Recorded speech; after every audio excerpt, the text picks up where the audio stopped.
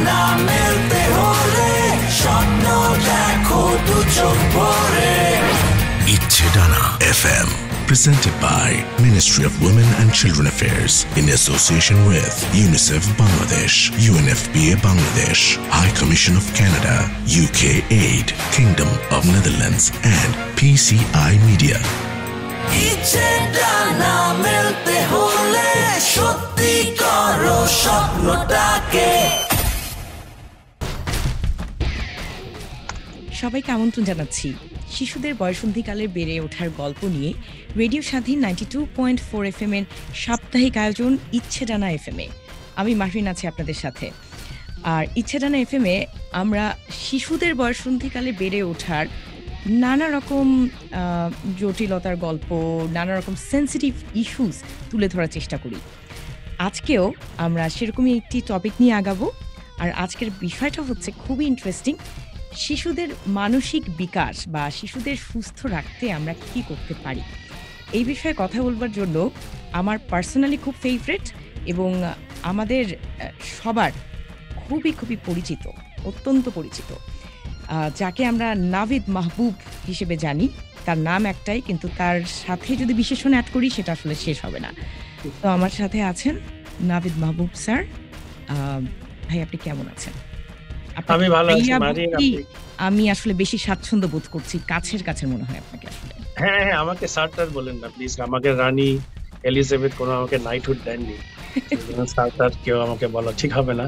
আর Marin, আপনি কেমন আছেন? ভালো, আমি বেশ ভালো আছি। সো আপনার সাথে এই সংক্রান্ত বিষয়ে আমরা কথা বলবো, তবে তার আগে বিটিভিতে প্রতি শুক্রবার সন্ধ্যা 7টায় একটা নাটক হয়ে থাকে। সেই নাটকটি হচ্ছে ইচ্ছে ডানা। সেই নাটকের যে মূল সামারি, 22তম পর্বের যে সামারি, সেটা আমি আগে দর্শক এবং শ্রোতাদের মাঝে তুলে ধরবো, তারপরে আপনার সাথে আমরা এই আলোচনায় যাব। তো নাটকটিতে গত 22তম পর্বে যেটা প্রচার করা হয় সেটা হচ্ছে চার্জারের তৈরি করা সামাজিক যোগাযোগ মাধ্যমের যে পেজটি, সেটি খুবই যুগান্তকারী একটি পেজ। সেখানে তার এলাকার শিশু কিশোররা দারুণ কিছু ভিডিও আপলোড করে তুলে ধরে। সেখানে থাকে আনন্দ বা সোশ্যাল কজেস, এই ধরনের ভিডিওগুলো তারা বানিয়ে তারপরে তার পেজে আপলোড দেয়। সো চার্জার একটি দারুণ কাজ ইতিমধ্যে করেছে। আবার অন্যদিকে আমরা দেখে নিই যে লায়লা ঢাকা থেকে শিশু শ্রমের শিকার জিতুর একটি ভিডিও পাঠিয়েছে। আর একই সাথে আমরা দেখি যে চার্জার একটা স্বপ্ন দেখে যে একদিন এমন হবে যে সারা দেশের যত শিশু কিশোররা আছে তার এই পেজের মাধ্যমে তাদের দুঃখ বা তাদের সুখ বা যে কোনো সোশ্যাল কজেস তার এই পেজের মাধ্যমে প্রকাশ করবে। অন্যদিকে দেখা যাচ্ছে যে সার্ভার চার্জারকে বুদ্ধি দেয় যে এই ফুটবল টিমের মেয়েরা ফিরে আসলে তাদেরকে দিয়ে অন্যদের একটা প্রশিক্ষণ পর্ব শুরু করবে। আর অন্যদিকে যে রজব দবিরের কাছে যায়, সো রজব কে এবং কেন যায় সেটা আসলে কারো কাছে ক্লিয়ার না। সো এই ছিল ইচ্ছে ডানা নাটকের 22তম পর্বের একটা ছোট সামারি। সো আপনার কাছে এখন সরাসরি চলে আসছি। আমার প্রথম সহজ প্রশ্নটা হচ্ছে, শিশুদের ভালো রাখতে আসলে আমরা কি করতে পারি? আসলে আমি তো এই বিষয়ে বিশেষজ্ঞ নই, আমার কোনো এখানে প্রশিক্ষণও নেই, আমার কোনো ডিগ্রিও নেই। তো আমি আমার নিজের অভিজ্ঞতা থেকে বলতে পারি। আমার 3 সন্তান রয়েছে, আমারও যারা 3 সন্তান। তো আমরা যেটা করি যে সবচেয়ে প্রথমেই শিশুদের বিকাশের জন্য যেটা করার প্রয়োজন হলো, আমার মনে হয় যে সবচেয়ে প্রথমে তাদেরকে আমাদের বন্ধু বানাতে হবে। আমরা বাচ্চাদেরকে সবসময় ছোট হিসাবে আমরা দেখি, এই তুমি কি বুঝছো, এত কথা বলছো কেন? তারপরে আমরা বকা দেই, তুমি বেশি কথা বলো, বা তুমি এসবে নাক গলাতে আসছো কেন? আসলে এইভাবে যদি আমরা তাদের সাথে আচরণ করি, তারা কিন্তু আস্তে আস্তে আমাদের থেকে দূরে সরে যাবে। তো আমাদের বাবা মারাও কিন্তু আমাদেরকে ছোটবেলায় বন্ধু হিসেবে দেখেছেন। এমন কোনো বিষয় নেই যে তারা আলাপ করতে দ্বিধাবোধ করেছেন, বা আমাদের ক্ষেত্রে যদি আমরা কোনো কিছু বলেছি আমাদেরকে নিরুৎসাহিত করেছেন যে না বলবে না, পাকা ইত্যাদি। যদিও হয়তো বা সমাজ বলতে পারে, কিন্তু ঘরে আমরা বন্ধু হিসাবে ছিলাম। আমার অত্যন্ত সৌভাগ্য যে আমার স্ত্রী জারার ক্ষেত্রে সেও যখন বড় হয়েছে তার বাবা মার সাথে সম্পর্কটা ওরকম, এখন আমি সেরকম দেখি। সেই সূত্রে আমরা দুজনেই আমাদের সন্তানদেরকে প্রথমে বন্ধু হিসাবে দিই, তাদেরকে কোনো সময় শিশু বা ছোট বা তুমি কিছু বুঝো না এভাবে বলি না। কেননা আসলে বাচ্চারা কিন্তু অনেক কিছু বুঝে, অনেক ক্ষেত্রে কিন্তু আমাদের থেকে অনেক বেশি তারা বুঝে, এবং দেখবেন যে তারা হঠাৎ করে এমন একটা কথা বলে ফেলবে, তখন আপনারই মাথা চুলকাবেন যে আরে কথাটা যে বললো এটা তো সত্যি। ইংরেজিতে যে কথাটা বলে, কিডস আর ব্রুটালি অনেস্ট। তো সেই জন্য আমার মনে হয় প্রথমেই সেই বাধাটা যদি আমরা সরিয়ে ফেলি, এবং দেখবেন যে এটা আসলে অত্যন্ত আনন্দের একটি অভিজ্ঞতা, শুধু শিশুর জন্যই নয়, বাবা মাদের জন্য, যে ঘরে একটা আমরা সারাক্ষণ বন্ধু পাচ্ছি। আর সবচেয়ে মজা যে বাচ্চারা কিন্তু ছোটবেলায়, বড় হলে তারা একটু দূরে সরে যায়, কিন্তু ছোটবেলায় তারা কিন্তু বাবা মা তাদের চোখে সুপার হিরো। তো এই সময়টা যেহেতু তাদের এই সময়টা পাচ্ছি, উল্টা যদি আমরা সেই বন্ধুত্বটা দিই, তখন আমার মনে হয় যে পরিবেশটা এমন যে তাদের বিকাশে অত্যন্ত সহায়তা করে। যে সে যদি নতুন কিছু বলে, তাকে ধমক না দিলে বলতে সে উৎসাহিত, চাচা আমি নতুন একটা জিনিস করলাম, তারা এটাকে পছন্দ করলো, প্রশংসা করলো। যদি ভুলও করি, বকা না দিয়ে তাকে যদি বুঝিয়ে দেওয়া হয় যে দেখো এটা ভুল হয়েছে, এই কারণে ভুল হয়েছে, যে কারণটা যদি একটু বুঝিয়ে দিয়ে, তারাও কিন্তু বুঝতে সক্ষম। কেননা সবসময় তো তারা আমাদের সামনে থাকবে না। তাদেরকে সেই বিশ্বাসটা দেওয়া যে ঠিক আছে, তুমি যেন আস্তে আস্তে নিজেই সেই ক্ষমতাটা রাখো যে কোনটা ঠিক কোনটা ঠিক নয়। তো আমার মনে হয় যে আমাদের অভিজ্ঞতায় এইটাই হলো ব্যাপার, যে বন্ধু হিসেবে তাদেরকে দেখা, তাদেরকে বাধা না দেওয়া, তাদের ভুল করলে তাদেরকে বুঝিয়ে দেওয়া, বকা না দিয়ে, এবং তাদের কারণটা বুঝিয়ে দেওয়া, এবং সবচেয়ে বড় কথা তাদেরকে প্রাপ্ত বয়স্ক হিসেবে যদি আমরা দেখি, আমার মনে হয় তাদের বিকাশে যথেষ্ট সহায়তা করে। আচ্ছা, এখানে একটা কথা একটু অ্যাড করতে চাই যে কিছু, কিছু বাচ্চা আছে যে বাবা-মা আসলে কোনোভাবেই কন্ট্রোল করতে পারছে না। মানে তাদের জেদটাকে। সেক্ষেত্রে কি তাদেরকে আপনি ওই একই টিপস দিতে চান যে বন্ধু হিসেবে তাদেরকে মানিয়ে নিতে? হয়তোবা বাবা-মা অনেক, অনেক ট্যাকটিক্স এপ্লাই করার পরেও আ মানে সিচুয়েশনটা তারা আয়ত্তে আনতে পারছে না। কি মনে হয়? করলে এইখানে আবারও বলছি যে এখানে তো আমি বিশেষজ্ঞ নই। এখন একটা বাচ্চা যদি জিদ করে, তার কিন্তু অনেক কারণ থাকতে পারে। একটা হলো যে এমনি বাচ্চারা স্বভাবসুলভ যে জিদ করে সেই হতে পারে। আরেকটা হতে পারে যে না, তার হয়তোবা কোনো ভিতরে কোনো মনস্তাত্ত্বিক ব্যাপার-স্যাপার রয়েছে, বা তার কোনো ট্রমা আছে বা কিছু আছে। এটা যারা আর্লি চাইল্ড ডেভেলপমেন্টে যারা কাজ করেন, তারা আরো ভালো বলতে পারে। আমরা একান্তই আপনার পার্সোনাল জায়গা থেকেই জানতে চাই। আমার ব্যক্তিগততে যদি বলি, আমি তাহলে আমার সীমিত পরিসরটা হলো যে একটা বাচ্চা স্বাভাবিক জিদ যেটা করে, এখানে তার অন্য কোনো কারণ নেই ধর, ঠিক আছে? তো সেই ক্ষেত্রে যদি জিদ করে, এখানে কিন্তু বাবা মাদের একটা ধৈর্যেরও ব্যাপার আছে, যে জিদও যদি করি, আমি বিশেষ করে পাশ্চাত্যে দেখেছি, আমি বিদেশে অনেকদিন ছিলাম যুক্তরাষ্ট্রে, সেখানে দেখতাম যে বাবা মারা কখনোই বাচ্চাদের সাথে চিৎকার করতো না, কিন্তু বাচ্চাদের সাথে ওই চিৎকার করে বকা টকা দিত না, খুব ঠান্ডা মাথায় ওরা কিন্তু যাকে বলে ঝাড়িটা ঠিকই দিত, কিন্তু খুব ঠান্ডা মাথায় দিত, এবং আমার মনে হয় সেই শীতল ঝাড়িটা অনেক বেশি কাজে দিত, সেইটাকে আরো বেশি ভয় পেয়ে যেত বাচ্চারা। তো কিন্তু এটাও দেখতেন যে তারা খুব যুক্তি তর্ক সহকারে তাদেরকে বোঝাতো যে তুমি যে জিদ করছো, তুমি জিদ করলে পাবে না, তুমি যতই জিদ করো অসুবিধা নেই, পাবে না। তো আমাদের ক্ষেত্রে যেটা আমরা করার চেষ্টা করি, অনেক সময় যাতে থেকে জিদ করাটাও কিন্তু একটা অস্ত্র। শিশুরা কিন্তু অনেক চালাক, তাই না? তো এইটাও তাদের মার্কেটিং টুল, সোজা কথা, যে আমি ঠিক আছে বাবা টিভি ছেড়ে দিতে হবে, না টিভি ছেড়ে দাও, টিভি ছেড়ে দাও। তখন আমরা করি কি, যে অস্থির হয়ে অধৈর্য হয়ে আমরা আচ্ছা ঠিক আছে বাবা ঠান্ডা করে আমরা ছেড়ে দিলাম। তার মানে কি, তার জিদের প্রতি আমি হারটা মানলাম। কিন্তু আমি যদি ধৈর্য ধরে এভাবে দেখি যে ঠিক আছে বাইরে বৃষ্টি পড়লে সেই আওয়াজটাকে আমি আস্তে আস্তে এটাকে ব্যাকগ্রাউন্ড নয়েজ হিসেবে ট্রিট করি, তখন যদি আমি জিদটাকেও যদি সেভাবে দেখি যে না, তুমি জিদ করলে পাবে না, তোমাকে আমি সেই সম্মানটা দিয়েছি প্রাপ্তবয়স্ক হিসেবে, এখন তুমি জিদ করে এসে আবার শিশুর দিকে চলে যাবে, এটা হবে না। তুমি জিদ করে পাবে না, যুক্তি তর্কের মাধ্যমে হবে। তুমি টিভি দেখতে চাচ্ছ, ঠিক আছে, কিন্তু তার আগে তোমাকে দাঁতটা মাজতে হবে, তার আগে তোমাকে সকালে নাস্তাটা খেতে হবে, আজকে ছুটি দিই। তো তারপরে তুমি ঠিক আছে 1 ঘন্টার জন্য টিভি দেখতে পারবে, এর বেশিক্ষণ দেখতে পারবে না। তারপরে সাথে যদি জিদ করে, তখন যদি আমরা বাবা মারা ধৈর্য করে জিদটাকে উপেক্ষা করে দিই, আচ্ছা কতক্ষণ সে জিদ করতে করতে একসময় সে থেমে যাবে। আমি ধমক না দিয়ে, আমি যদি ওই ধৈর্যটা নিয়ে যে ঠিক আছে এই শব্দটাকে আমি কিছুক্ষণ ধরে, কারণ ওরা জানে যে জিদ করা মানে কি আমাকে বিরক্ত করা, এবং আমি বিরক্তির থেকে বাঁচার জন্য সে যেটা চাচ্ছে সেই দাবি দাওয়াটা আমি মেনে নিচ্ছি। আমি যদি সেই ধৈর্য ধরে ঠিক আছে জিদ কতক্ষণ করবে, করুক, চিৎকার করুক, আমি যদি একটু হেডফোন লাগিয়ে গান টান শুনে কাজ করি বা ওই শব্দ নিয়ে কাজ করি, একসময় সে বুঝবে যে এই জিদটা করে আমার লাভ হচ্ছে না। আমাকে যদি পেতে হয় তাহলে আমাকে এটা অর্জন করে নিতে হবে জিদের মাধ্যমে, অর্থাৎ অন্যায় দাবি করে আমি পারবো না। সবসময় যেটা সম্ভব হয় তা না। তো এখানেও আমাদের ধৈর্য পরীক্ষা আছে। ওই সময় চিৎকার করে বকাও যদি না দেই, তখনও কিন্তু দেখবেন যে অনেক ক্ষেত্রে তাদের মন জয় করা সম্ভব হয়, যে দেখো তুমি যে খাচ্ছ না, ফাইন, কিন্তু তুমি চিন্তা করো যদি না খাও তোমার কিন্তু পেটে ব্যথা হবে, পেটে যদি ব্যথা হয়, যদি যুক্তি দিয়ে বোঝানোর চেষ্টা করি, তো বলি না যে সবসময় সফল হই, কিন্তু চেষ্টা করি। আচ্ছা, আমরা আপনার কাছ থেকে আরো কয়েকটা উত্তর আমার জানা আছে, অনেক কিছু জানার আছে আসলে নাভিদ ভাই। আপনাকে পেয়েছি আমি, এটা আমার এবং আমাদের যারা অডিয়েন্স আছে সৌভাগ্য। আপনি খুবই ব্যস্ত থাকেন, কিন্তু ব্যস্ততার মাঝে আপনি এই সম্মানটুকু দিয়েছেন, এটা কিন্তু আমাদের জন্য একটা প্রাপ্তি। আমার প্লেজার। Thank you.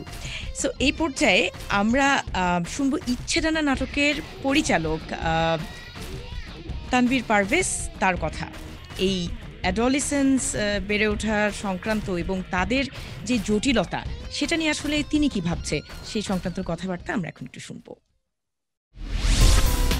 আসলে পরিচালক হিসাবে যে কোনো জায়গায় যে কোনোভাবে যুক্ত হইতে ভালোই লাগে, এটা আসলে ভালো লাগার বিষয়।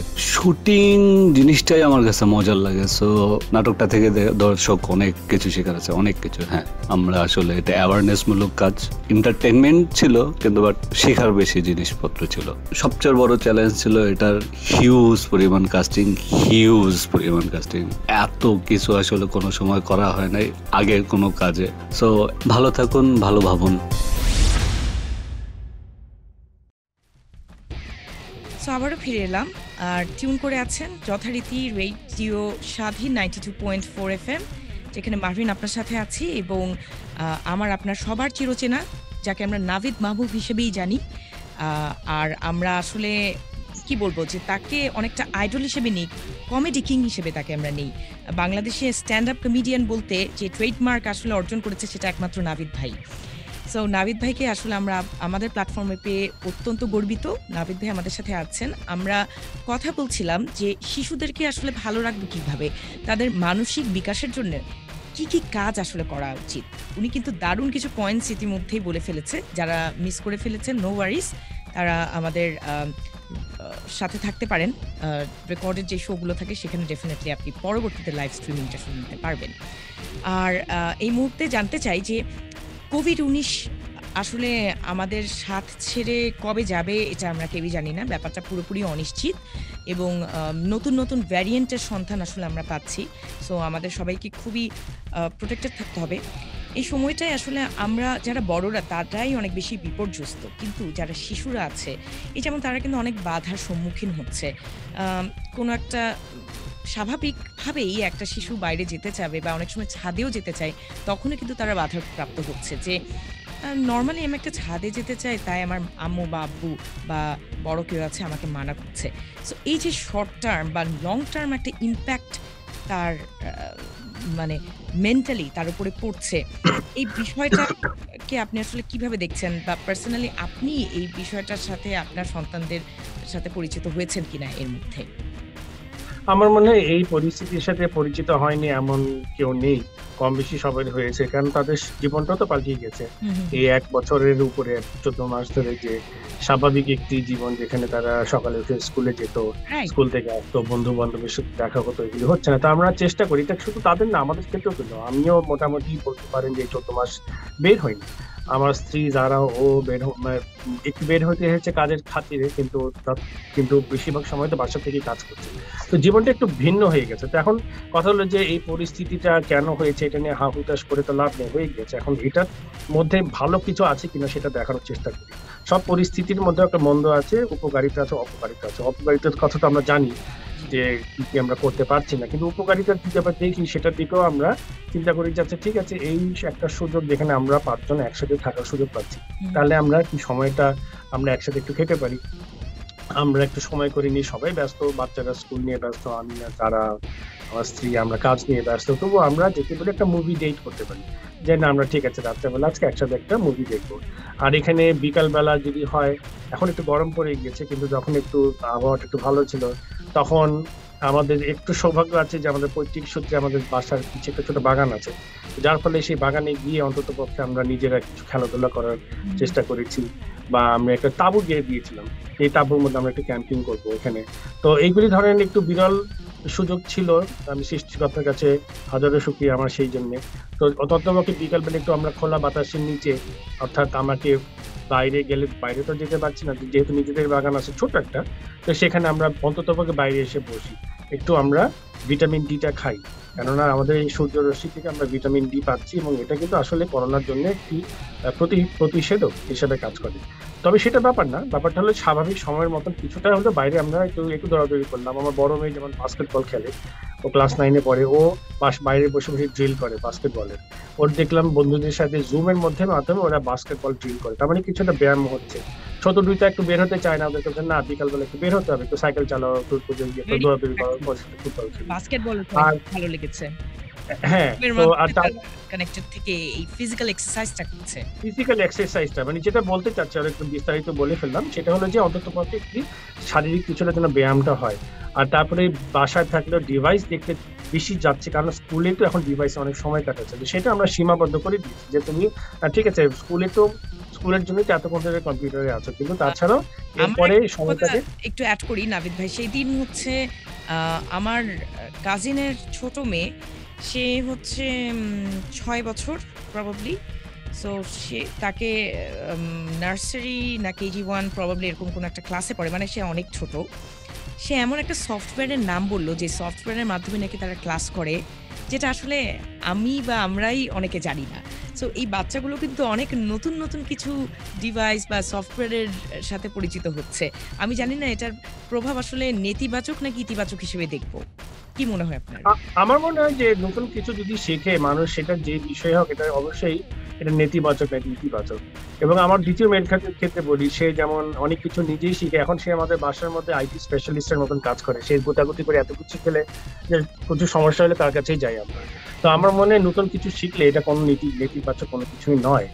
আর এই যে বলছেন, কারণ দেখেন একটা জিনিস দেখেন, বাধ্য হয়ে কিন্তু এখন বাচ্চারাও, কেন আমরা সবাই যারা একটু টেকনোফোব যাকে বলে, যারা আমরা প্রযুক্তিকে ভয় পাই, তারাও কিন্তু এখন আস্তে আস্তে উপায় নাই, তাদেরকে বাধ্য হয়েছে প্রযুক্তির সাথে সংশ্লিষ্ট হওয়ার জন্য। এবং এটা তো অবশ্যই একটি ইতিবাচক একটি ব্যাপার, কেননা এখানে তারা নতুন জিনিস শিখছে, তারা প্রযুক্তি যে কত ভালো দিক রয়েছে। এখন কিন্তু ধরেন কোনো একটা সময় যদি আসে, ইনশাল্লাহ সবকিছু স্বাভাবিক হয়ে গেল, তখনও কিন্তু আমার মনে হয় অনেকেই বলবে যে এত ট্রাফিক জ্যাম পারি আমরা যাব বাইরে, আমরা তো বায়ু দূষণ করবো, গাড়ির ধোঁয়া বের করে, কি দরকার, আমরা জুমের মধ্যে মিটিংটা সেরে ফেলতে পারি। আমরা নতুন জিনিস শিখেছি, আমার মনে হয় নতুন সময় অনেক কাজে দিবে। তো বাচ্চাদের ক্ষেত্রেও কিন্তু অনেক কিছু তারা শিখছে, আর অনেক কিছু নতুনও শিখছে। যেমন আমাদের বাচ্চাদের ক্ষেত্রে ওদেরকে পিয়ানো ক্লাসে ঢুকিয়েছি, তার মানে ওরা জুমের মাধ্যমে পিয়ানো ক্লাস করছে। আমার মেজো মেয়ে 9 বছর বয়স, ওকে এই 1 বছরের সময় ওকে এই লকডাউনে তাকে কারাটেতে ঢুকিয়েছি। ওর কিন্তু সামনাসামনি কারাটে করার কোনো সময় সৌভাগ্য হয়নি, সেই এপ্রিল মাসে গত বছরে শুরু করেছে, এখন সে মাশাআল্লাহ গোল্ডেন বেল্ট চলে এসেছে। তো কথা হলো যে এখন এই সীমাবদ্ধতার মধ্যে যদি নতুন নতুন করে একটু চিন্তা করি যে এই সুযোগটা হয়তো অন্য সময় পাবো না, তারা কিন্তু কয়েক ঘন্টা বাঁচিয়ে দিচ্ছে, যে সময়টা তাদের রেডি হওয়ার জন্য লাগতো, গাড়িতে করে স্কুলে যাবে আসবে, ওই সময়টা কিন্তু বেঁচে যাচ্ছে। তো এই সময়টাকে আমরা অন্য কিছু কাজে লাগাতে পারি। ওকে একটা একাডেমি দিয়েছি, তারা এখানে একটা ছোট রোবোটিক্স এর ক্লাস করছে, জোর করে করিনি, যে তুমি দেখো তোমার ভালো লাগে কিনা, দেখলাম তার ভালো লেগে গেছে। তো আমার বড় মেয়ে যেমন আর্টে একটা করছে। তো এইভাবে চেষ্টা করছি যে তাদেরকে, হ্যাঁ কিছু পাচ্ছে না, কিন্তু তার জায়গায় আবার এই সুযোগটা কিভাবে সদ্ব্যবহার করতে পারি সেটারই চেষ্টা করছি। আচ্ছা, নাবিদ ভাইয়ের কাছে আরো কয়েকটা পয়েন্ট আছে আমার জানার, অবশ্যই জানবো। তবে তার আগে এই মুহূর্তে শুনে নিব রেডিও স্বাধীন 92.4 FM এই বয়সন্ধিকালে বাচ্চাদের বেড়ে ওঠার কিছু গল্প সংগ্রহ করছে স্বয়ং শিশুদের কাছ থেকেই। তাদের কিছু অভিব্যক্তি আমরা এই মুহূর্তে অন এয়ার এবং লাইভ দুটো মাধ্যমে শুনবো। আমি কালার করতে পছন্দ করি দেখে আমার বাবা মা আমাকে অনেকগুলো কালার কিনে দিয়েছে। আমি এখন করোনা চলছে দেখে আমি অনলাইনে ক্লাস করি, তাই আমি মা বাবা আমাকে গিয়ে ফ্রেন্ডের সাথে অনলাইনে চ্যাট করতে দেয়। আর যখন আমি ক্লাস করি তখন মা বাবা আমার সামনে থাকে। আর আমার একটা বোন আছে, তার নাম জারিয়া, তার সাথে আমি খেলি, সে আমাকে খুব পছন্দ করে, আমিও করি। আমার বাবা মা সব কিছু দেওয়ার ট্রাই করে যেগুলো আমি পছন্দ করি। আমার যখন গিয়ে টিভি দেখতে ইচ্ছে করে তখন গিয়ে ওটার পারমিশন দেয়। এখন তো লকডাউন, এর জন্য গিয়ে আমরা বাসায় বসে বসে চেস, লুডো, দাবা অনেক কিছু খেলি। আর যখন যখন হচ্ছে গিয়ে টিভি দেখতে চাই তখন ওটার পারমিশন দেয়। যখন আমি আইসক্রিম খেতে চাই তখন হচ্ছে গিয়ে আইসক্রিম পার্লারে নিয়ে আইসক্রিম খাওয়ায়। আর আমার একটা ছোটো বোন আছে, তার নাম আলিয়া, তার সাথে আমি সবসময় খেলি। আমি তাকে খুবই ভালোবাসি। আমি ক্রাফটিং করতে ভালোবাসি দেখে আমার মা হচ্ছে কি আমাকে ক্রাফটিং স্কুলে দিয়ে দিয়েছে, আর ওখানে আমি অনেক মজা করে ক্রাফটিং করি আর অনেক ক্রাফটিং শিখেছি।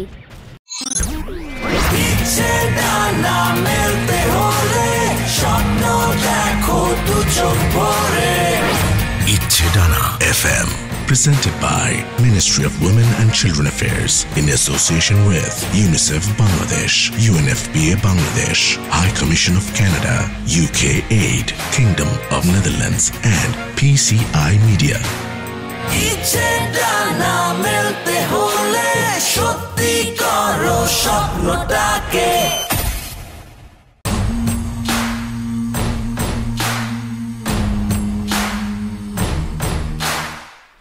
তোমায় নিয়ে স্বপ্ন আজ ওঠে জেগে, তোমায় ঘিরে ফিউচার রেডি হবে। চারিদিকে ঝড় উঠলেও নেই ভয়, কৈশোরের বাধা ভেঙে আনো জয়।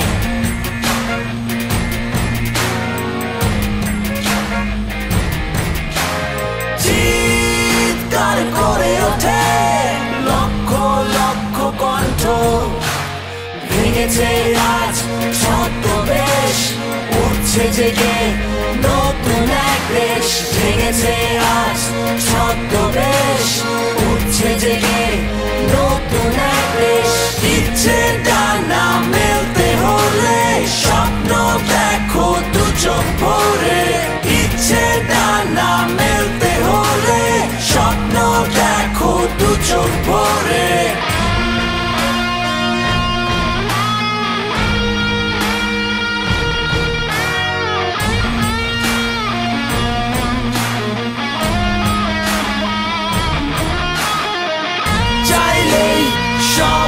কাছে আসে এক দৌড়ে আকাশ ছোঁয়া যাবে। যেখানেই থাকো যেমন করে এখনই সময় বোঝাও নিজেকে। সময় এখনই পুরোটা প্রকাশে। ইচ্ছে ডানা মেলতে হলে সত্যি করো স্বপ্নটাকে। ইচ্ছে ডানা মেলতে হলে সত্যি করো স্বপ্নটাকে। ইচ্ছে ডানা মেলতে হলে সত্যি করো স্বপ্নটাকে।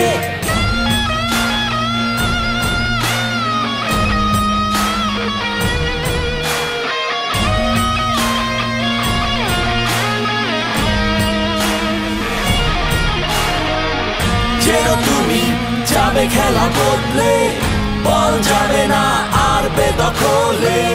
থাকলে ইচ্ছে তার উপায় হবে। এখনই সময় বোঝাও নিজেকে। সময় এখনই পুরোটা প্রকাশে।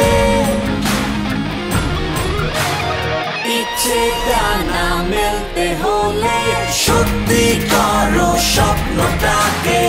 ইচ্ছে ডানা মেলতে হলে সত্যি করো স্বপ্নটাকে।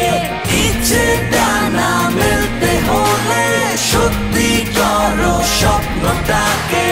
ইচ্ছে ডানা মেলতে হলে সত্যি করো স্বপ্নটাকে। ইচ্ছে ডানা মেলতে হলে স্বপ্ন দেখো দু চোখ ভরে।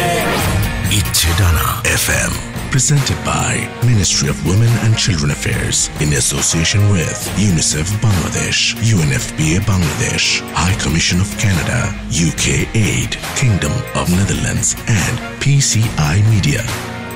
ইচ্ছে ডানা মেলতে হলে সত্যি করো স্বপ্নটাকে। Welcome back. আমরা আবারও ফেরত এলাম বয়সন্ধিকালে শিশুদের বেড়ে ওঠার গল্প নিয়ে রেডিও স্বাধীন 92.4 FM এর সাপ্তাহিক আয়োজন ইচ্ছে ডানা FM এ আছি আমি মাহরিন, এবং আমার সাথে আছেন দ্য রিনাউন্ড নাবিদ মাহবুব ভাইয়া। সো ভাইয়ার সাথে দারুণ একটা জমজমাট আড্ডা মানে এটা চলমান থাকে যেন, এটাই আমাদের সবার প্রত্যাশা। কিন্তু ভাইয়াকে কাছাকাছি পাওয়াটা এটা একটু দুর্লভ ব্যাপার আসলে। সো আমরা কিছু শিশু কিশোরদের অভিজ্ঞতা সম্পর্কে জানছিলাম, তারা আসলে কিভাবে বয়সন্ধিকালে বেড়ে ওঠার যে অভিজ্ঞতাগুলা তারা কিভাবে ভাবে সেই বিষয়গুলা। যেমন নাভিদ ভাইয়া তার শৈশবটাকে পিছনে ফেলে এসেছে, তখন তার ভাবনাটা যেমন ছিল, এখন এই বয়সে এসে সেই ভাবনাটা আমার মনে হয় আর ঠেকছে না। মনে হয় না যে আসলে কি খুব বেশি ম্যাচিওর ছিলাম, কি ভাবতাম এগুলো। যখন আপনার বাচ্চাকে আপনি বেড়ে উঠতে দেখছেন, মনে হয় যে ওদের ভাবনাগুলো যৌক্তিক নাকি অযৌক্তিক মনে হয়, কোনটা? নাকি এই সময়টার ভাবনাগুলো বেশি যৌক্তিক মনে হয়? আমার মনে হয় যে একটু আগে যে কথাটা বলেছিলাম যে আমাদের সময়ে পরিস্থিতি একরকম ছিল, কারণ আমাদের সেই সময় অনেক সীমিত পরিসরে আমাদের সুযোগ সুবিধা ছিল। এখন তো ওদের সুযোগ সুবিধা অনেক বেশি, সেজন্য তাদের যাকে বলে তাদের দেখা, তাদের শোনা, তাদের অভিজ্ঞতাটা অনেক বেশি, এবং তারা কিন্তু অনেক, আমার মনে হয় অনেক অল্প বয়সে অনেক কিছু জানছে, এবং এটাকে আমার মনে হয় এটা আমি ভালোভাবেই দেখি। কারণ হবে কি যে পৃথিবীতে ভালো আছে মন্দ আছে, তো তারা ভালোটাও জানছে, আর মন্দটা যদি জানে, তারা মন্দের সম্পর্কে যদি অবহিত থাকে, তখন মন্দ থেকেও তারা দূরে থাকতে পারবে। সেজন্য আমার মনে হয় যে বর্তমানে ছেলে মেয়েদেরকে আমার মনে হয় অনেক বেশি তারা ম্যাচিওর আমাদের সময় থেকে, যেহেতু তাদের সেই এক্সপোজারটা বা তাদের শিক্ষাটা অনেক তাড়াতাড়ি হয়ে যাচ্ছে। কারণ শিক্ষা তো শুধু পাঠ্যপুস্তকের শিক্ষাই তো শিক্ষা নয়, শিক্ষা হলো যে আমি সারাদিনে কি দেখছি, কি জানছি, কি পড়ছি সেখান থেকে। আমাদের সময় তো ছিল যে আমাদের তো ছিল হয়তো বা কিছু গল্প বই পড়লাম, বা তখন টেলিভিশন ছিল, আমি আমার বয়স কত বলে দিতে চাচ্ছি না, তবে তখন ছিল একটাই চ্যানেল, বাংলাদেশ টেলিভিশন, সেটা দৈনিক 5 থেকে 6 ঘন্টা সম্প্রচার হতো, তারপরে সারাদিন কিছুই ছিল না, তাই না? তো সেই জন্য আমাদের ওই সীমিত পরিসরে কতটুকু বা দেখা হতো, একটা কার্টুন, একটা সিরিজ বা একটা নাটক বা একটা প্রামাণ্যচিত্র, বেশি তো তেমন কিছু দেখা হতো না। তো সেজন্য আমাদের দেখাশোনা সবই কম ছিল, সেজন্য হয়তো আমরা শিখিয়েছিও কম। কিন্তু এখন তো ছেলেমেয়েরা 24 ঘন্টা 7 দিন, সপ্তাহে 7 দিন, বছরে 365 দিন, সবসময় যখনই তাই অন ডিমান্ডে অনেক কিছু দেখতে পাচ্ছে, এবং এটার ফলে অনেক কিছু শিখছে কিন্তু তারা।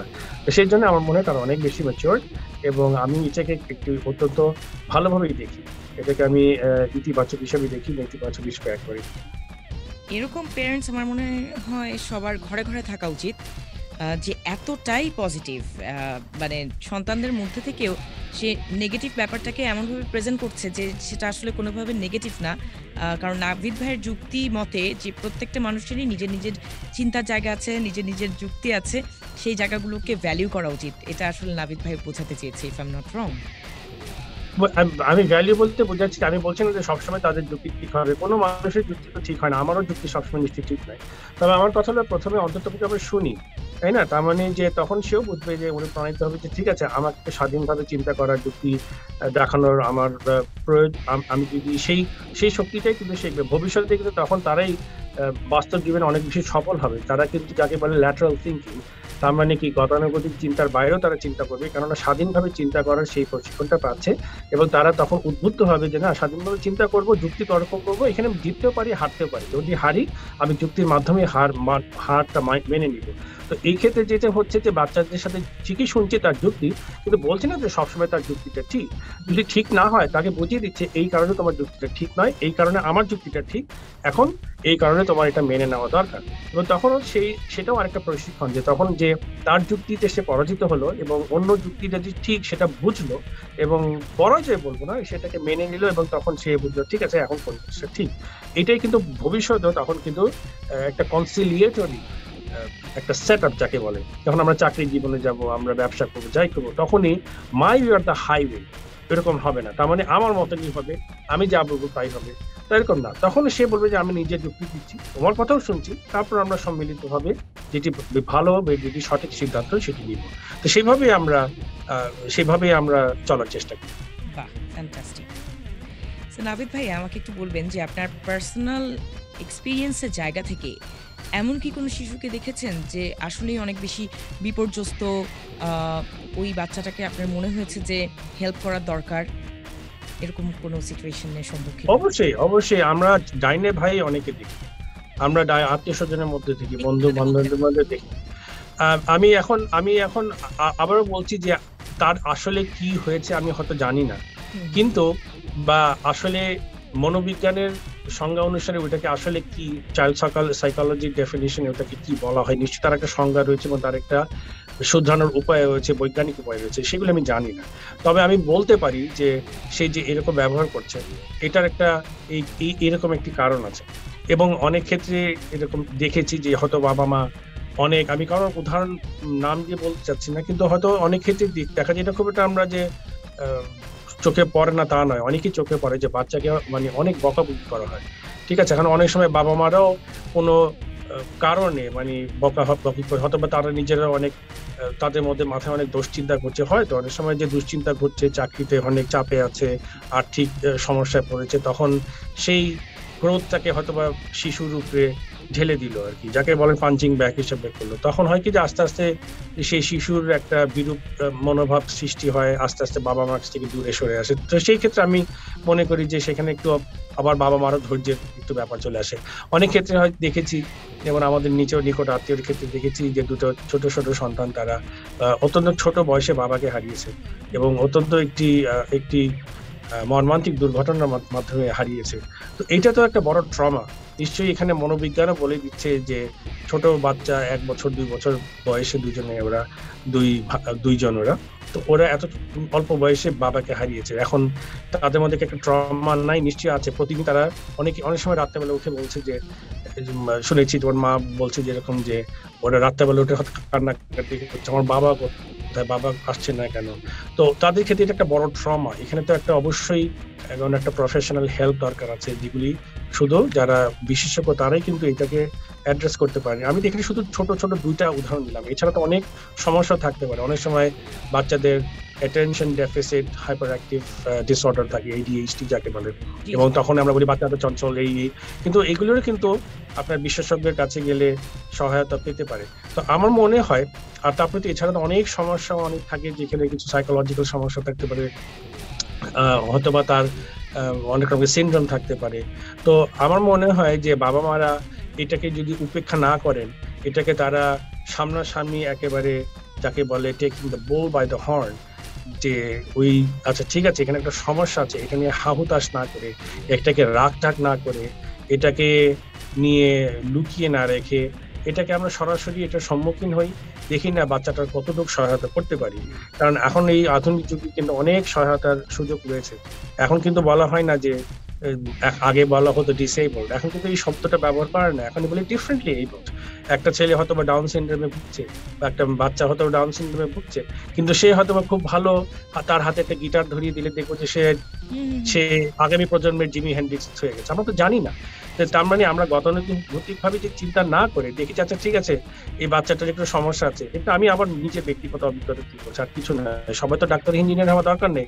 তো আমরা এখন হচ্ছে না ওর তো মেন্টাল ক্যাপাবিলিটি নাই, আচ্ছা ওর IQ তো কম, বা ওর তো ডাউন সিনড্রোম আছে, অথবা ও তো অটিস্টিক, এরকম বলে উড়িয়ে দিলে আচ্ছা ওর জীবনে আর কি হবে। কিন্তু আমরা তো জানি না ওর জীবনে কি হবে, আমরা কিছু জানি না। আমরা তো মোৎসার্টের কথা শুনেছি, উনি নাকি মাইল্ডলি অটিস্টিক ছিলেন। বিল গেটসের কথা শুনেছি, উনি নাকি মাইল্ডলি অটিস্টিক। কিন্তু দেখেন ওরা তো দুনিয়াটাকে জয় করে ফেলেছে। তো সেই ক্ষেত্রে আমরা বাবা মারা যদি এরকম আল্লাহ না করুক যদি এরকম কোনো চ্যালেঞ্জের সম্মুখীন হয়, তখন এটাকে রাগ ঢাক না করে, এটাকে হাহুতাশ না করে দেখি না যে এই বাচ্চাটার কোনো দিকে দিয়ে আছে না। হয়তো বা তার হাতে একটা ক্রিকেট ব্যাট ধরিয়ে দিলাম, যে সে হয়তো বা কথা ঠিক করে বলতে পারছে না, কিন্তু সে আমাদের পরবর্তী প্রজন্মের সাকিব আল হাসান হয়ে গেছে। এবং আমার মনে পড়ে ছোটবেলা আমি টেনিস খেলতাম এবং জাতীয় পর্যায়ে খেলেছি টেনিস ফেডারেশনে। আমাদের সাথে শোভন জামালি নামে একটা ছেলে ছিল, ওর স্পিচ ইম্পেডিমেন্ট ছিল, সে কথা বলতে পারতো না। কিন্তু তার বাবা মারা কিন্তু একদিকে বুঝে গিয়েছিলেন যে এই ছেলেটাকে যদি টেনিসই দেই, সে কিন্তু টেনিসটা খুব পাগলের মতন খেলতো, এবং সে ন্যাশনাল জুনিয়র চ্যাম্পিয়ন হতো, সে রিজনাল চ্যাম্পিয়ন হতো। তার সাথে কেউ আমরা খেলতে পারতাম না। তার মানে তার বাবা মা বুঝে গেছে, ঠিক আছে হয়তো এইদিকে তার একটা ডেফিসিয়েন্সি আছে, কিন্তু অন্যদিকে সেটা সম্পূরক হিসেবে কাজ করে যাচ্ছে। তো সেই জন্য এই বাচ্চাটা কি সমস্যা আমরা জানি না, আমরা দেখি না। অনেক রকম হতে পারে, তো একটা গিটার ধরিয়ে দিয়ে বললাম, ওকে একটা ড্রামস ধরিয়ে দিই, ওকে হয়তো একটু হাতে রং তুলি ধরিয়ে দেই, বলা যায় না সে হয়তো বা পরবর্তী ওর নাম কি আমাদের আরেক, সে পরবর্তী জয়নুল আবেদিন হয়ে যেতে পারে, বলা তো যায় না। তো কত এখন তো এই দুনিয়াতে তাকে একটা হাড়ি পাতিল ধরো, ছেলে হাড়ি পাতিল দিয়ে কাজ করছে, চিচি আমরা এরকম একটা মেল শভিনিস্টিক একটা অ্যাটিটিউড থাকে। আরে ওকে হাড়ি পাতিল দিয়ে ধরিয়ে দিয়ে না, বলা তো যায় না, সে হয়তো মানে আগামী ম্যাট প্রেস্টন হয়ে যেতে পারে, সেলিব্রিটি শেফ হয়ে যেতে পারে, কে কি হতে পারে আমরা তো জানি না। আর এখন এই দুনিয়াতে কত রকমের জিনিস করার আছে, হয়তো বা দিলাম সে খুব ভালো অ্যাপ ডেভেলপার হয়ে যেতে পারে, আমরা তো জানি না। তো সুতরাং যদি এরকম কিছু চোখে পড়ে, এরকম হাজার রকমের জিনিস আছে, প্রথমে বিশেষজ্ঞের কাছে যাই, তারাই হয়তো বলতে পারবে অনেক রকম পরীক্ষা নিরীক্ষা করে। যে হ্যাঁ, আপনার মূল পয়েন্টটা হচ্ছে এরকম কোন সিচুয়েশন দেখলে শিশুটা আসলে কোন জায়গাটা এবল, ওর ক্যাপাবিলিটিটা আমাদের মনে হয় একটু খুঁজে বের করে তার সেই পথে শিশুটাকে আগাতে সাহায্য করা। এটা আমার ব্যক্তিগত মতামত। চমৎকার বলেছেন। এখন এখানে আমার একটা একটু অ্যাডিশনাল একটা পয়েন্ট থাকে যে কিছু কিছু শিশু কিশোরকে আমরা দেখি নানা রকম অপরাধে জড়িয়ে যেতে।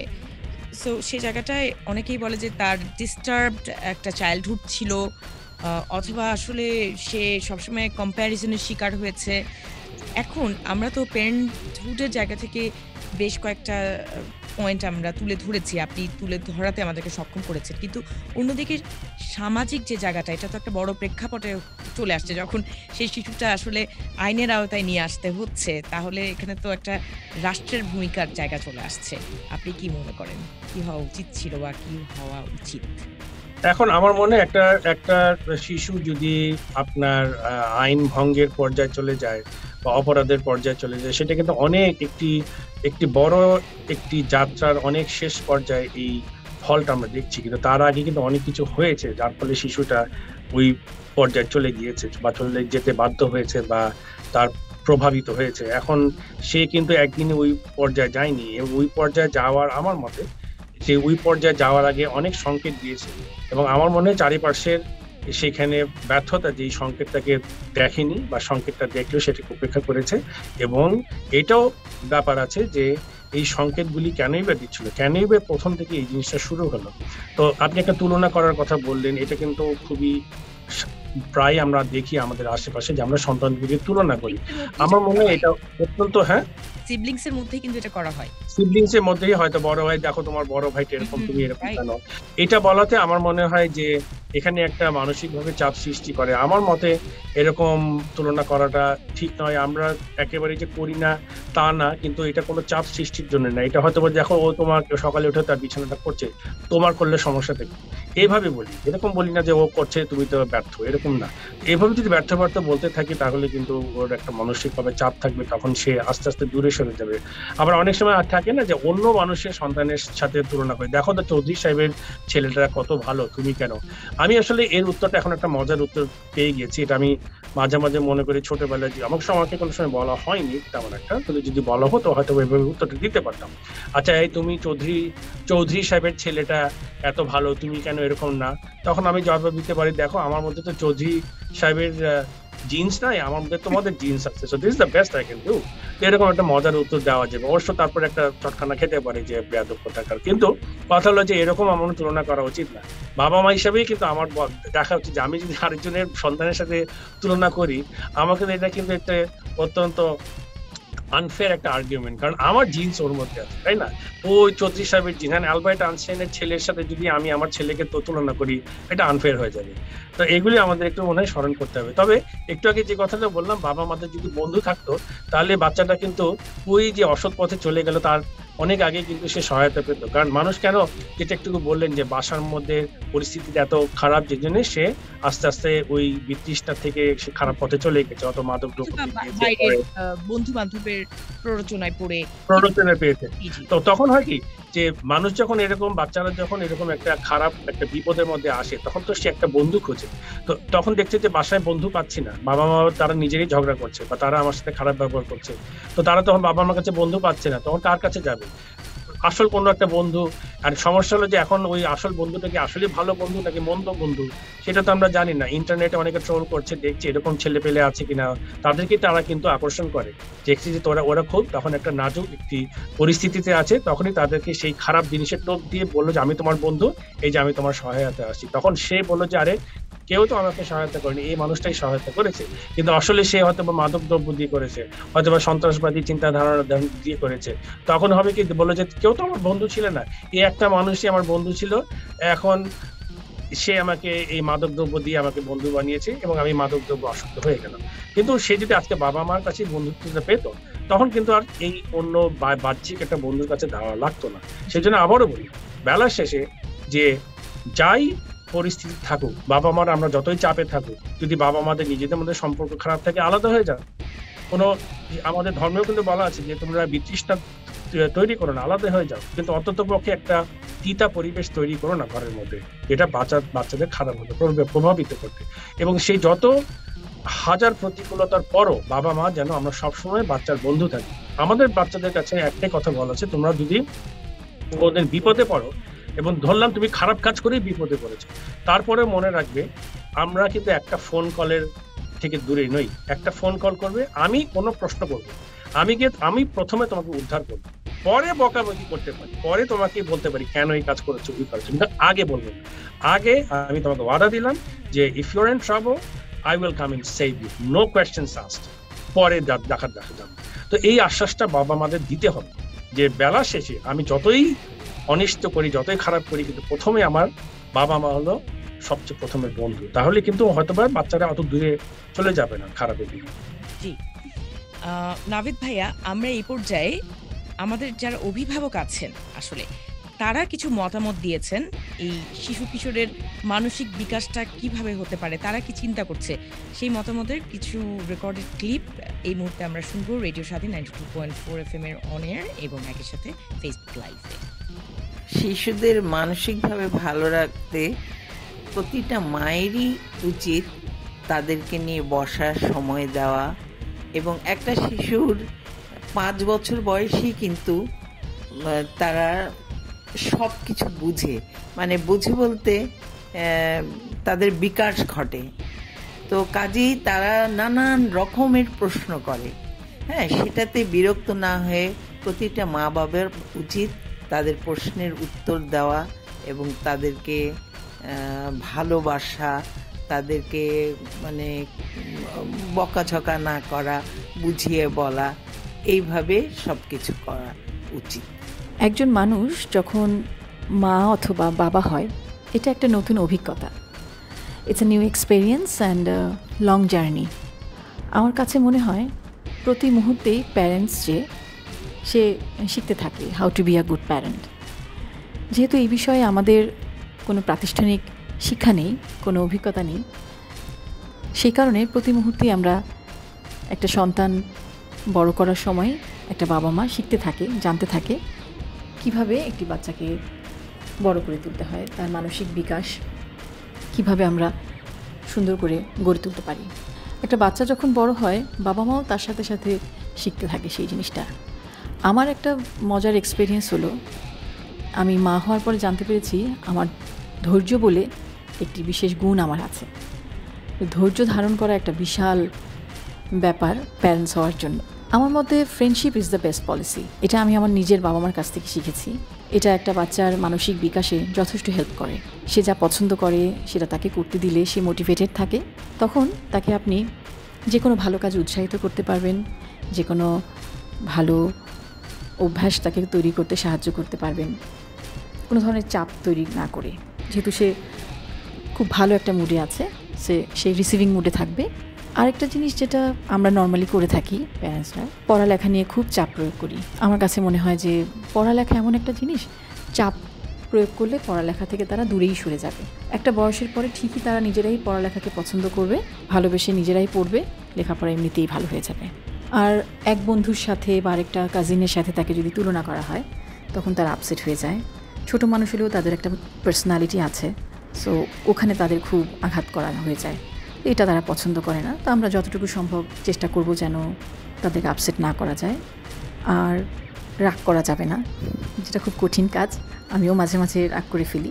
এই জিনিসগুলো যদি আমরা সুন্দর করে অ্যাপ্লাই করতে পারি, আমার মনে হয় বাচ্চাদের মানসিক বিকাশে বাবা মা হিসেবে আমাদের একটা বড় অবদান থাকবে।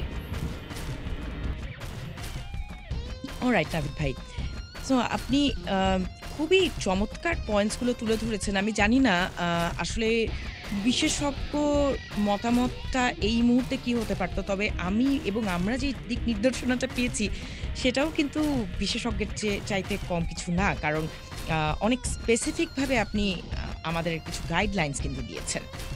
ওয়েল একটু জানতে চাচ্ছিলাম যে একজন বাবা-মা তার সন্তানকে উচ্চশিক্ষিত করবার জন্য ডেফিনেটলি ওভারসিজ সবচাইতে আগে তার মাথায় আসে যদি সে একটু আর্থিকভাবে সচ্ছল হয়। অথবা অনেক ক্ষেত্রে দেখা গেছে যে মা-বাবার স্বপ্নই এটা, তার সন্তানকে সে বাইরে পাঠাবে, বড় একটা জায়গায় পড়িয়ে তার কাছ থেকে ভালো কিছু প্রত্যাশা করবে।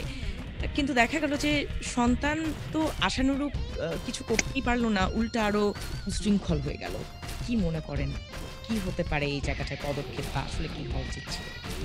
আমি আসলে ব্যক্তিগতভাবে এরকম কোনো পরিস্থিতিতে পড়িনি, আমার নিজের বিদেশে যাওয়ার সুযোগ হয়নি, আর আমার বাচ্চারা এখনো সেই বিদেশে যাওয়ার বয়সে আসেনি, তো সেজন্য আমি বলতে পারি না। তবে এখন আপনার প্রশ্ন যদি হয় যে আচ্ছা পাঠালো আশা আকাঙ্ক্ষা করে কিন্তু তারপরে আশানুরূপ ফল পেল না, এখন আশানুরূপ ফলেরও একটা কিন্তু অত্যন্ত ব্যক্তিনিষ্ঠ সংজ্ঞা রয়েছে। সেই সংজ্ঞাটা কি? সে একটা চাকরি করে ভালো বেতন পাবে, সেটাই কি আশানুরূপ ফলাফল? নাকি সে পাশ করে এসে বাবা মা যদি নিজের এখানকার ব্যবসা থাকে সেই ব্যবসাটার হাল ধরবেন, সেটা কি আশানুরূপ ফলাফল? নাকি সে উচ্চ শিক্ষার্থী করবে? তো এটা এক একজনের এক এক সংজ্ঞা, সেই জন্য এক উত্তরের মাধ্যমে সবকিছু দেওয়া সম্ভব নয়। তবে এভাবেই বলতে চাচ্ছিলাম যে মা বাবার এই যে কষ্টার্জিত টাকা পয়সার দ্বারা সে যে উচ্চশিক্ষায় শিক্ষিত হতে গেল, কিন্তু দেখা গেল যে সে আসলে একটু বাজে কোনো প্রলোভনে পড়ে গিয়েছে।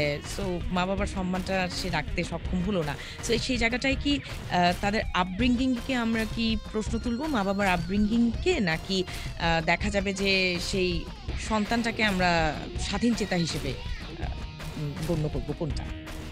এটা একটা অত্যন্ত বড় একটি প্রশ্ন। আমি কিন্তু এই ছোট পরিসরে বা আমার নিজের সীমিত জ্ঞানে উত্তর দিতে পারবো কিনা আমি জানি না। তবে এখানেও কিন্তু অনেক ব্যাপার থাকতে পারে, তাই না? আবারও বললাম যে সবকিছু আপেক্ষিক, সবকিছু ব্যক্তিনিষ্ঠ, এবং সেক্ষেত্রে বাবা মার কি দোষ দেওয়া ঠিক বা ছেলে মেয়েরই দোষ দেওয়া ঠিক আমি জানি না। তবে ঘুরে ফিরে সেই একটি কথা আছে, বিদেশে গেলেও কিন্তু সেই ছোটবেলার বাবা মা যদি ওই সন্তানের বন্ধু হতো, সে কিন্তু সেখানে গিয়েও যদি আপনার সংজ্ঞাটা হয় যে সে ওখানে গিয়ে বিপদে চলে গেল, তো বিপদে তো বাংলাদেশেও হতে পারে, ওখানেও হতে পারে, ব্যাপারটা একই, শুধু ভৌগোলিক অবস্থানটা ভিন্ন। তো সেখানেও কিন্তু বিপদে যাওয়ার আগেও কিন্তু অনেকগুলি সংকেত হয়তো সন্তান ঠিকই দেখিয়েছে। তো আমার প্রশ্ন হলো যে বাবা মারা কি আমরা বন্ধু ছিলাম কিনা? তার মানে কি বাবা মার বন্ধু হওয়ার অর্থ এই নয় যে যতদিন আমরা বাংলাদেশে আছি, আমরা ধরেন চট্টগ্রামে থাকি, তার মানে যতদিন বাবা মা সন্তান চট্টগ্রামে আছে ততদিনই আমরা বন্ধু। যেই মুহূর্তে সন্তান চট্টগ্রাম থেকে ঢাকায় চলে আসলো, বা এই ক্ষেত্রে আরো বলছেন যে ঢাকায় থাকে, ঢাকা থেকে সে লস অ্যাঞ্জেলেসে চলে গেল, তার মানে কি এই বন্ধুত্ব তখন কমে গেল কারণ আমরা এখন আড়ালে চলে গেছি? তা তো নয়। আমাদের কিন্তু 18-19 বছর সময় আছে সেই সেই সেই বিশ্বাসটা তৈরি করার। তার অর্থ কি? যে আমি আমার সামনে আছো, এরপর আমার আড়ালে আছো। আড়ালটা সেটা ঢাকা থেকে চিটাগং হোক, এটা আপনার ঢাকা থেকে লস অ্যাঞ্জেলেস হোক, ব্যাপারটা একই হলো কথা। তো সেই ক্ষেত্রে কিন্তু প্রশ্নটা অনেকের কাছে আসতে পারে, বাবা মারও আমরা কি তার সাথে বন্ধু হতে পেরেছিলাম কিনা? এই যে সে দূরে চলে যাওয়াতে সে কি বিপথে চলে গেল, তার মানে কি আমরা কি বিপথে যাওয়ার আগে সে কি আমাদেরকে খোলাখুলি জানিয়েছিল? হয়তোবা জানায়নি, কেননা সে কোনো সময় খোলাখুলি ভাবে কথা বলারও সুযোগ পায়নি বা সেই সাহসটা পায়নি। সেজন্য আমার মতে এখানে কিন্তু ঘুরে ফিরে ওই একই জিনিস আছে, আমরা বন্ধু ছিলাম কিনা। তারপরে কি হবে না হবে এখন সেটা হলো পরের কথা। খুবই সুন্দরভাবে পয়েন্ট আপনি তুলে ধরেছেন নাবিদ ভাই। আর যদি একটু জানতে চাইবো যে আপনি শুরুতেই অবশ্য বলেছেন যে একটা সন্তানকে আপনি কিভাবে ট্রিট করেন, তাও আবারও একটু এই একই প্রশ্নে আসতে চাচ্ছি যে পার্সোনাল জায়গা থেকে আসলে আপনি একটা শিশু বা একজন বয়সন্ধিকালে বেড়ে ওঠা শিশু, তার সাথে আপনার অ্যাটিটিউডটা কিরকম হয়? আমি তাকে একদম প্রাপ্তবয়স্ক হিসাবে তার সাথে কথা বলি। আমার ছেলের বয়স 4, কিন্তু এরকম করে কথা বলি না, এই কুচি যে খোকা তুমি খাবে না, এরকম করে বলি না। আমি যে তুমি খাবে, তোমার খিদা লেগেছে, খাবে। তো তার মানে কি আমি এইভাবে কিন্তু আমার বয়সের মানুষের সাথেও কথা বলি, একইভাবে তার সাথে কথা বলি। আর শুধু কথা বলার কণ্ঠস্বরটাই না, আমাদের কার্যকলাপটা একই। তুমি যদি এখন না খাও, তুমি কিন্তু একটু পরে খিদা পেলে হয়তো খেতে পারবে না, কারণ এখন আমরা সবাই ব্যস্ত হয়ে গেছি, আমরা কিন্তু পরে তোমার জন্য খাওয়া বানাতে পারবো না। তো তোমাকে এখনই খেতে হবে, আর যদি এখন না খাও তোমার কিন্তু আরো 3 ঘন্টা অপেক্ষা করতে হবে, ঠিক আছে? তখন চিল্লাচিল্লি করলে হবে না। এইভাবে কথাটা তাকে বলছি, এবং অনেক সময় শুনে অনেক সময় শুনে না, কিন্তু অন্তত চেষ্টা করছি তার সাথে বলা। তো সেটাই বলছি যে কণ্ঠস্বর, মানসিকতা, যুক্তি তর্ক সবকিছুই কিন্তু ওইভাবে যদি আমরা করি, এবং বাচ্চারা কিন্তু অভূত শিশু নয়, এবং যারা আর্লি চাইল্ডহুড ডেভেলপমেন্ট নিয়ে কাজ করেন তারা কিন্তু এই কথা বলেছেন যে শিশু যখন মায়ের পেটে থাকে তখন থেকে কিন্তু সে অনেক পারিপার্শ্বিকতার ভিত্তিতে শিখছে, বাইরের থেকে সে আওয়াজগুলি শুনছে। যেমন আমাদের যেমন প্রথম সন্তান হওয়ার আগে ওকে তখন আমরা ক্যালিফোর্নিয়ায় থাকতাম, স্যান ডিয়েগোতে। তো আমরা অনেক স্যান ডিয়েগো সিম্ফনি অর্কেস্ট্রা ছিল যেটা, ওখানে আমরা ফ্রি টিকিট পেতাম, কেননা আমি যে কোম্পানিতে চাকরি করতাম ওরা ওইটা অন করে। তো আমরা প্রায় যেতাম ওই সিম্ফনি দেখতে। তারপরে দেখলাম যখন বাচ্চা হলো, ওই বাচ্চা দুইটা ছিল, আরেকটা ছিল আমরা সিডিতে কোরআন শরীফ ছেড়ে রাখতাম। তো আমাদের বাচ্চা যখন হলো প্রথম বাচ্চা, তখন দেখলাম ওকে যখন ক্লাসিক্যাল মিউজিক শোনায় কিংবা যখন কোরআন শরীফ শোনায় সেগুলো খুব ঠান্ডা হয়ে যায়। তার মানে কি সে অন্তঃসত্ত্বা অবস্থায় কিন্তু বাচ্চাটা ওই পেটের ভিতর থেকে এই শব্দগুলি শুনে শুনে আসছে, তার মানে কি সে চিনে গেছে এই শব্দটা, এটা শুনলেই তার মাথাটা একটু ঠান্ডা হয়ে যাচ্ছে।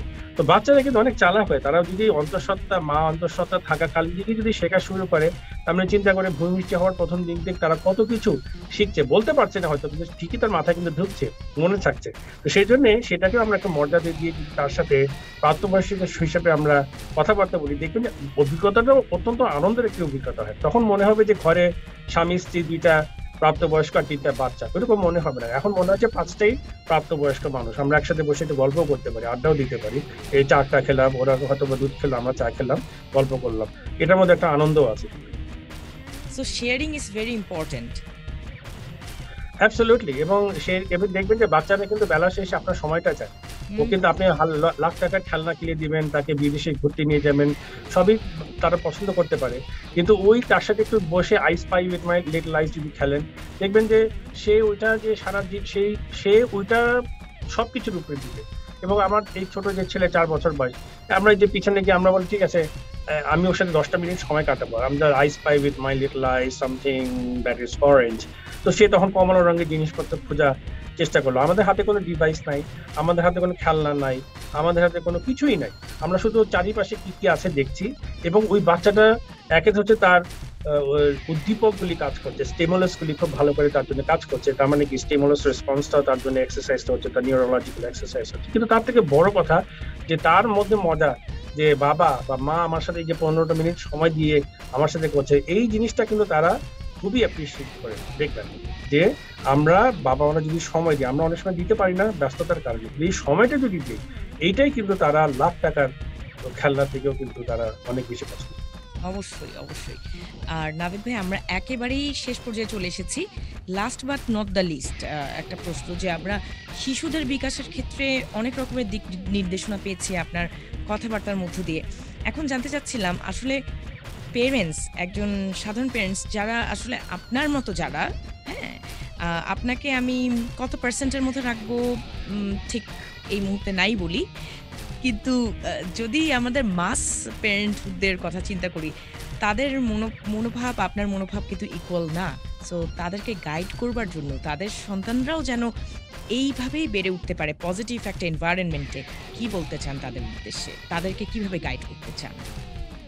আমি একটা কথা প্রথমে বলি যে আসলে বাবা মার ক্ষেত্রে কে কার সমান, কে এগুলি কিন্তু এভাবে আসলে পরিমাপ করাটা খুবই কঠিন বা একেবারে যুক্তিসঙ্গত হবে না। এই কারণে যে আমার ধারণা যে দুনিয়াতে এমন কোনো বাবা বা মা নেই যারা সন্তানের মঙ্গল চান না। তারা চান, হয়তো বা দূরে চলে গেছেন, কিন্তু মঙ্গল চান না এমন বাবা মা নেই। সুতরাং প্রত্যেক বাবা মাই কিন্তু যাই করেন যাই বলেন, তারা কিন্তু উদ্দেশ্য একটাই যে আমি আমার সন্তানকে ভালোবাসি, আমি আমার সন্তানের মঙ্গল চাই। এখন এক একজনের এক এক রকম কায়দা আছে। তো অনেক ক্ষেত্রে আমরা সেই কায়দাটাকে মনে করি বকা, অনেকে মনে করতে পারি যে ওই কায়দাটা হলো অতিরিক্ত শাসন, আরেকটা হতে পারে ওই কায়দাটা হলো যে dad mom are you trying to lead my life, তাই না, যে নিয়ন্ত্রকের একটি ভূমিকা তারা নিচ্ছেন। কিন্তু ঘুরে ফিরে কিন্তু নিয়তটা কিন্তু খুবই ভালো, একই, সেটা হলো আমার সন্তানের ভালোবাসা, সন্তানকে ভালোবাসি, সন্তানের মঙ্গল আমি চাই। এবং এই প্রসঙ্গে একটি কথা বলি যে আমাদের সমাজে এবং অনেকে যুবক যুবতীরা কিন্তু অনেকেই কথা বলে যে বাবা আমাদের একটাই কথা, ডাক্তার ইঞ্জিনিয়ার হতে হবে। এখন কথা হলো যে হ্যাঁ, একটা ব্যাপার হলো যে আজকাল কিন্তু আরো অনেক কিছুই পড়া যায়, কিন্তু তারা যখন এই কথাটা বলেন তাদের যুক্তিটা কোথায় সেটাও একটু দেখতে হবে। তারা চান যে বাচ্চারা এমন একটা জিনিস পড়াশোনা করবে, আমি শুধু ডাক্তার ইঞ্জিনিয়ার বলছি না, হয়তো বিবিএ হতে পারে, অনেক কিছু হতে পারে, বা তুমি সামরিক বাহিনীতে যোগ দাও বা বিসিএস দাও, এরকম কোট আনকোট গতানুগতিক কিছু যখন বলে, তাদের উদ্দেশ্যটা কিন্তু একটা অত্যন্ত মহৎ উদ্দেশ্য, যে তারা তাদের যেই কথা তারা বলছেন যে দেখো অতীতে আমরা দেখে এসেছি যে অন্ততপক্ষে ডাক্তার না খেয়ে মারা যাবে না, একটা প্রকৌশলী না খেয়ে মারা যাবে না, বা যিনি প্রশাসনিক কর্মকর্তা সরকারি ঢুকেছে উনি কিন্তু না খেয়ে মারা যাবে না, মোটামুটি একটা ভালো অবস্থায় থাকতে পারবেন, সামরিক বাহিনীতে গেলেও উনি একটি মর্যাদা নিয়ে থাকবেন, আর্থিক কোনো সমস্যা হবে না। তো সেই চিন্তা করি তারা ওই কথাটা বলেন, কারণ তারা একটা জিনিস চান না যে আমার ছেলে বা মেয়ে সে জীবনে কষ্ট করুক, না খেয়ে কষ্ট করুক, মানুষের কাছে হাত পাততে পারে, এটা তারা চান না। সেই জন্য তারা তাদের অভিজ্ঞতার ভিত্তিতে সামনে যা দেখেছেন, ভাই এই কয়েকটা জিনিস দেখেছি, অন্তত না খেয়ে মারা যাবে না, বাবা এগুলি করো তুমি, সেই উদ্দেশ্য নিয়ে বলে। এটা কিন্তু অত্যন্ত ভালো একটি নিয়ত। এখন যদি ছেলে মেয়ে মনে করে যে না আমি এইগুলির বাইরেও এটা যদি করি তাহলে আমি কিন্তু ঠিকই না খেয়ে মারা যাব না, তো তখন কিন্তু আবার সেই বাবা মার সাথে সন্তানের সই সম্পর্কটা চলে আসছে, আমরা আবার বন্ধু, আবার সেই এখন যুক্তি তর্কের ব্যাপার আছে, ঝগড়া না করে dad mom you don't understand me, you know talk to my hand, I need some space, তোমরা আমাকে বুঝো না, ওইভাবে না গিয়ে আবার আমরা বাবা মারাও যদি এভাবে বলে তুই কি বোঝোস তোর ডাক্তার হইতে হবে, এইভাবেও না করে বলে ওকে ফাইন, তুমি বলতে চাচ্ছ যে তুমি একজন রক গিটারিস্ট হবে, great, let's sit down and let's talk, তুমি আমাকে একটা বিজনেস কেস দাও, ফাইন, আমি তোমার এই গিটার শিখতে সাহায্য করি, তুমি আমাকে বিজনেস কেসটা দাও যে ঠিক আছে তুমি যদি পাস করো তুমি মাসে গড়ে 50,000 টাকা অন্তত ইনকাম করতে পারবে, তো সেই বলবে হ্যাঁ আমি কনসার্ট করে করতে পারবো। তখন তো বাবা মা বলে আজকে যদি কোভিড-19 হয়ে যায় তখন তুমি কনসার্ট কিভাবে করবে, লোক তো জমায়েত করতে পারছো না, তখন তুমি কিভাবে করবে, তখন সে বলবে আমি নিজে অ্যালবাম বের করে আমি অমুক পোর্টালে গিয়ে এই টাকাটা দিব, এত টাকা পাবো, এই টাকা পাবো, তখন এবং এটা একটা অত্যন্ত দীর্ঘস্থায়ী একটি ব্যাপার হতে পারে। আর তখন বাবা মা প্রশ্ন করতে পারে তুমি যে বড় রকস্টার হবে এটারই প্রমাণ কি, তখন সে বলে দেখো ফেসবুকে ফলোয়ার অলরেডি 10 লক্ষ হয়ে গেছে, এগুলো অর্গানিক, তো তখন বাচ্চাও কিন্তু তখন সে যুক্তি তর্ক নাম্বারস এর মাধ্যমে একটা বিজনেস কেস হিসেবে বাবাকে বুঝাতে পারে ডাক্তার ইঞ্জিনিয়ার না হয়েও কিন্তু এইটা যদি করছি এইটা আমাকে টাকা দিবে, এবং এটা করোনা যদি ভাইরাস হয়েও যায় তাও আমি একটা ইনকামের মাধ্যমে আমি সংসার চালাতে পারবো, তখনই হয়তো বাবা বলে ওকে ফাইন ঠিক আছে করো, তো বাবা একটা ডিগ্রি নিয়ে রাখো, অন্তত তোমাকে ব্যাচেলার্স পাস করে একটা থাকলা তুমি, তখন একটা নেগোশিয়েট করে একটা ভালো পর্যায়ে পৌঁছা যায়। ফ্যান্টাস্টিক, খুবই সুন্দরভাবে আপনি প্রত্যেকটা পয়েন্ট উত্তর দিয়েছেন। আর এই উত্তরগুলোর শুধু উত্তরই না, এই উত্তরগুলো কিন্তু আমাদের অনেক ক্ষেত্রে লাইফ চেঞ্জিং পরামর্শ, আর সেই পরামর্শগুলো আমার মনে হয় না কারোই মিস করা উচিত। আমিও একজন মেয়ে, আমিও ভবিষ্যতে গিয়ে মা হব, সো আগে থেকে কিন্তু নাবিদ ভাইয়ের কাছ থেকে অনেক ট্রিক্স কিন্তু নিয়ে নিলাম। হ্যাঁ, নাবিদ ভাইকে খুঁজতেও দিলাম। I'll send you the bill. Alright, so আমাদের সাথে এইরকম সুন্দর ইচ্ছে ডানা এফএম এর আয়োজনগুলো এবং দারুণ সব যুগোপযোগী টপিকসগুলো নিয়ে আলোচনা করে থাকি। এটি যদি আপনি না মিস করতে চান তাহলে কিন্তু প্রত্যেক বৃহস্পতিবার বিকেল 5টায় আপনি ফেসবুক লাইভ স্ট্রিমিং আমাদের রেডিও স্বাধীন 92.4 FM এর ফেসবুক ফ্যান পেজ থেকে দেখতে পাবেন, একই সাথে কিন্তু 92.4 FM এর ফ্রিকোয়েন্সি থেকেও শুনতে পাচ্ছেন। আর ইচ্ছে টানা নাটকটা যদি আপনি দেখতে চান তাহলে শুক্রবার সন্ধ্যা 7টা বাংলাদেশ টেলিভিশনে টিউন করলেই আপনি ইন্টারেস্টিং এই নাটকটার সেগমেন্টগুলো বুঝতে পারবেন। আশা করছি নাবিদ ভাইয়ের সাথে আজকের আড্ডাটা দারুণ জমে গিয়েছে। আর অনেক অনেক ধন্যবাদ নাবিদ ভাই আমাদের সাথে এত কিছু শেয়ার করবার জন্য, এত মূল্যবান কথাবার্তাগুলো আপনি আমাদের মাধ্যমে তুলে ধরেছেন এবং অসংখ্য মানুষ কিন্তু এতে উপকৃত হয়েছে। থ্যাংক ইউ, ধন্যবাদ আমাকে এখানে আসার সুযোগ দেওয়াতে ধন্যবাদ। আর আমাদের রেডিও স্বাধীন 92.4 FM এর মা বাবা বা ফ্যান তাদের উদ্দেশ্যে যদি কিছু বলেন। আমি শুধু একটা কথাই বলবো যে বাবা মা সন্তানের সম্পর্কটা তো অমূল্য একটি সম্পর্ক, বিশ্বের সবচেয়ে শ্রেষ্ঠ সম্পর্ক এটাই, এবং এটাই আমরা এই বাবা মার আমরা তো বাচ্চাদের সাথে বেশি ওরা খুব তাড়াতাড়ি বড় হয়ে যায়, তাই না? তো এই সম্পর্কটা যদি আমরা বন্ধুসুলভ হিসেবে দেখি তাহলে এটা একটা উইন উইন, এটা অত্যন্ত আনন্দের মজার। আমার বাইরে গিয়ে আড্ডা দেওয়া লাগবে না, ঘরে বসে আড্ডা দিতে। Wow, amazing. So thank you so much Nabid ভাই। আজকের মতো তো এখানেই আমার কনভারসেশন আপনার সাথে শেষ করতে হচ্ছে, তবে আমি হোপফুল নাবিদ ভাইয়া আমাকে অন্তত আবারও যদি এরকম বা আরও কোনো ইন্টারেস্টিং টপিক থাকে আমি তার সময়টা পাবো। অবশ্যই ইনশাআল্লাহ আমি একদম অবশ্যই আপনার সময় কোনো সেই ব্যাপারে কোনো সন্দেহ নেই। ঠিক আছে, কারণ একটা হোপ পেলাম, সেই আশার বাণী ব্যক্ত করে আজকের মতো ইচ্ছে জানা এফএম থেকে মার্ভিন বিদায় নিয়ে নিচ্ছি। রেডিও সাথী 92.4 এফএম এর সাথেই থাকুন। ইচ্ছে ডানা মেলতে হলে স্বপ্ন দেখো দু চোখ ভরে। ইচ্ছে ডানা FM, presented by Ministry of Women and Children Affairs in association with UNICEF Bangladesh, UNFPA Bangladesh, High Commission of Canada, UK Aid, Kingdom of Netherlands and PCI Media. ইচ্ছে ডানা মেলতে হলে সত্যি করো স্বপ্নটাকে।